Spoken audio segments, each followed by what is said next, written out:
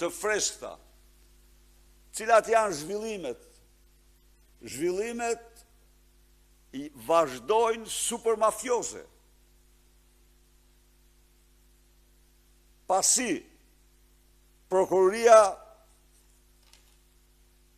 kërkoi në paraqitin parlament kërkesën për heqjen e imunitetit dhe arrestimin e Lubi Ballukut, ju e pat reagimin e menjëhershëm të Edi Ramës si udhëheqësi i reformës drejtësi, udhëheqësi i vjedhjeve më të mëdha në historinë e Shqipërisë, latë kuptoj se ai nuk do t'i heqë imunitetin, se nuk do veprohet si në raste tjera, po tani do bëjmë një analizë të thelluar për të shpëtuar menderën e tij.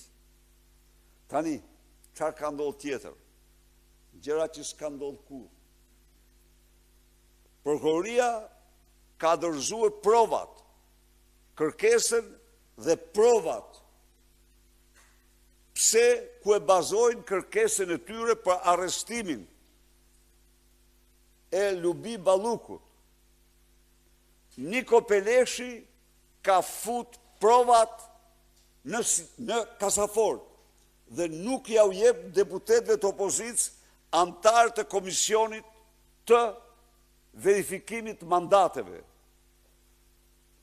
Kjo nuk ka ndodhur kurrë.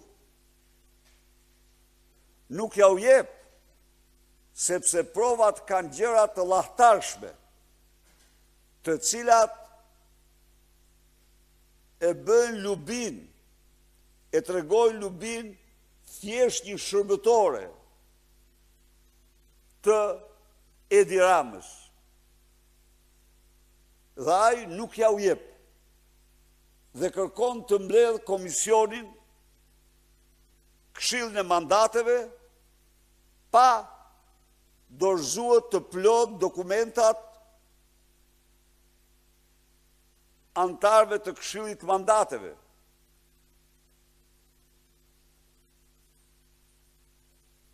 Ky është një akt antikushtetues, antiligjor, një përpjekje verbër për të mbrojtur me çdo çmim dyshën Rama Balluku, dyshën më hajdute që ka patur Shqipëria në historinë e saj.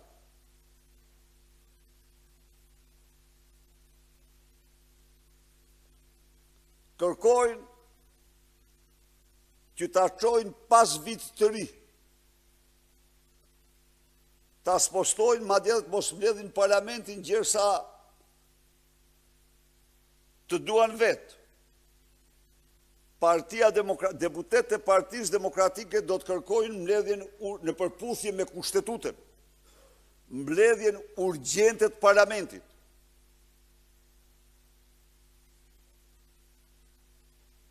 Dhe kjo është taksative, ndaj them Ramës mos u fshi pas fustanit të Lubi Ballukut, po dil hajdut siç je, turpi i Shqipërisë, turpi i njeriu dhe i njerëzimit. Çfarë manovrash bëhen?